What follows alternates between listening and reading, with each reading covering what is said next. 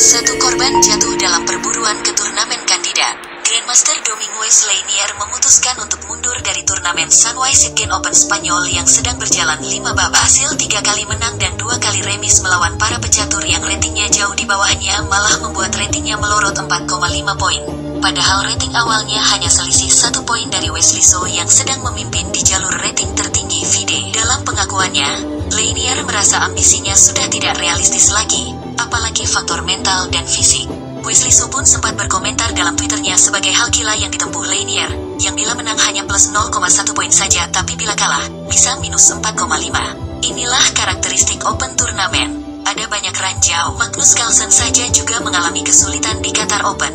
Demikian juga Lanier yang sempat ditahan draw oleh seorang FIDE Master yang berating 2337. Menyadari pertaruhan besarnya tidak memadai dengan apa yang didapat, Lanier akhirnya mundur dari turnamen. Awalnya, tidaklah sulit bagi Lanier untuk menggulung seorang non-master Akos Koksmar dalam partai mini pula.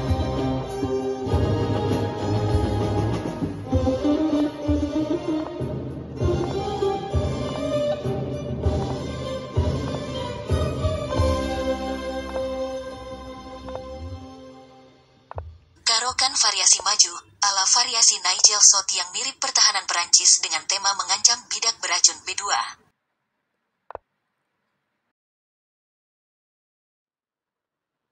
Bila menteri tergoda ambil bidak B2 akan berakibat tertekan, lagi pula ketinggalan perkembangan.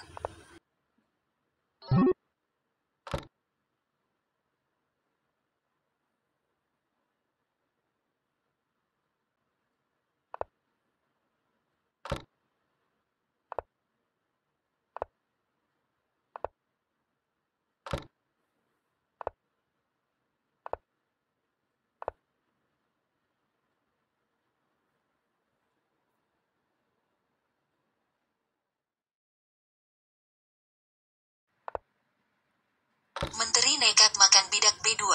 Setidaknya bidak maju C4 buat tertutup saja bila kalah perkembangan.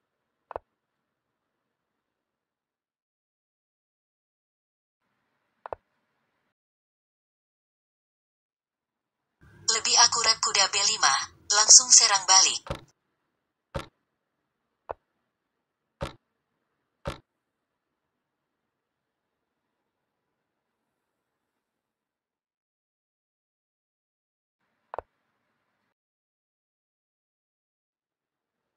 Dengan menteri sudah di B2, sekarang bidak C4 bisa terperangkap menterinya.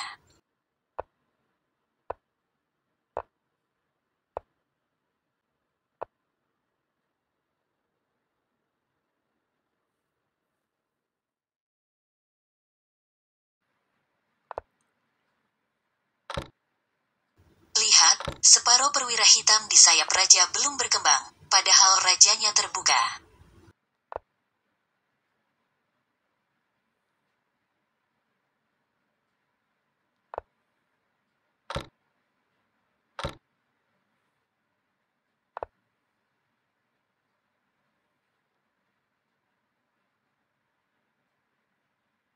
Ada ancaman benteng C1 untuk menangkap menteri.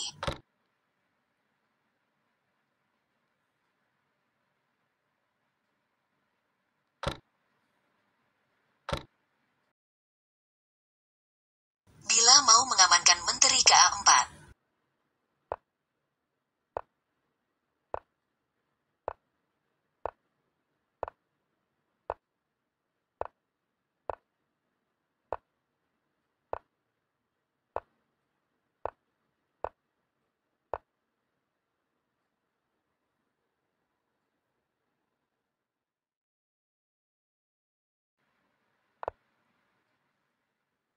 Lebih akurat kuda B5 dan bila menteri C2, putih memiliki serangan yang berbahaya.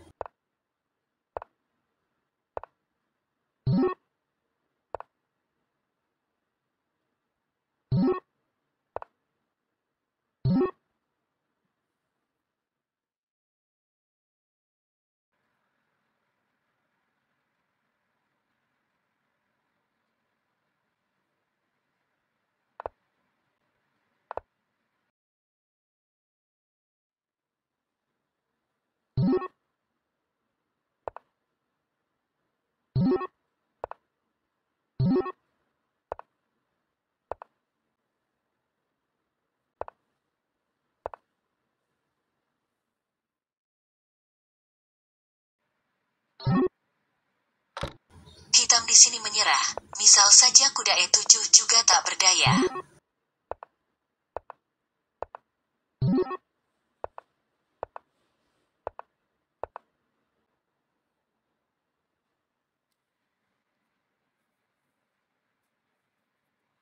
Namun tantangan besar muncul di babak kedua ketika menghadapi FIDE Master Subjaya Selada yang ratingnya 408 poin di bawahnya.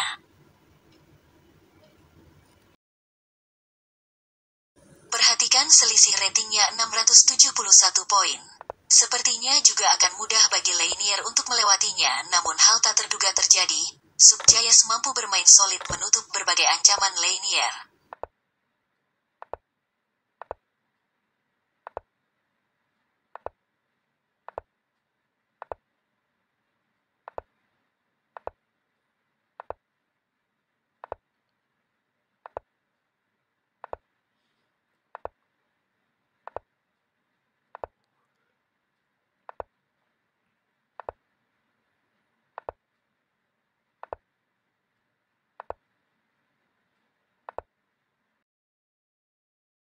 Alternatif gajah makan kuda B3 mungkin akan menuju ending gajah belang, tapi putih punya bidak bebas di sayap menteri.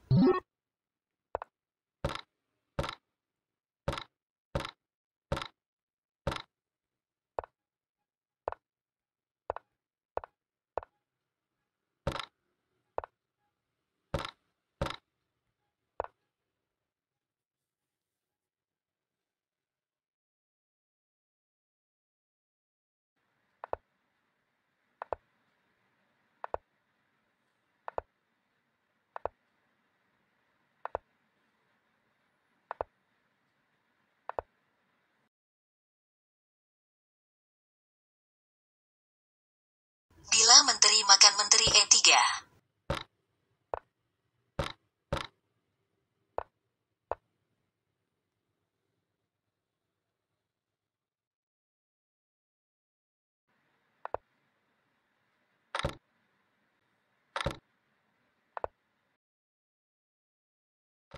Bagaimana kalau bidak D5?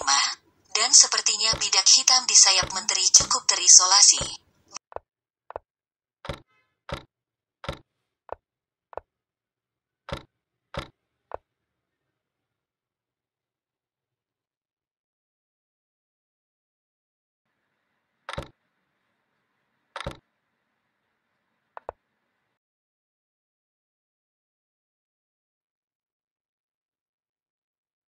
Benteng GE1 juga baik bagi putih.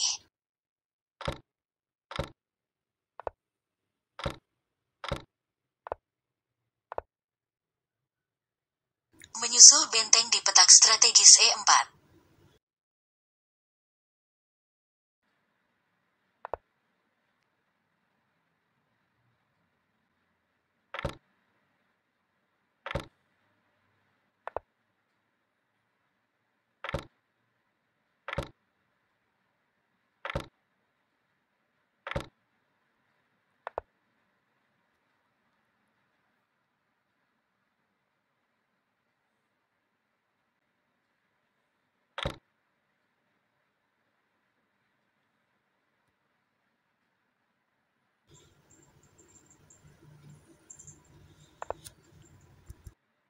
Langkah cerdik benteng C1 untuk memaksakan pertukaran menteri dan benteng yang akhirnya mengarah ke ending gajah belang.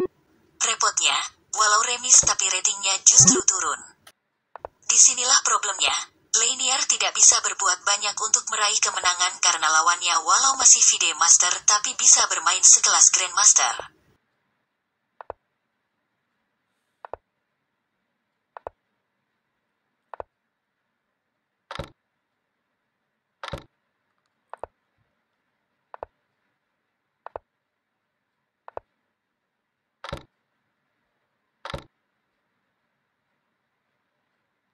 Putih tinggal menjaga bidak B dan G saja sudah remis. Sudah tidak ada apa-apanya lagi. Remis.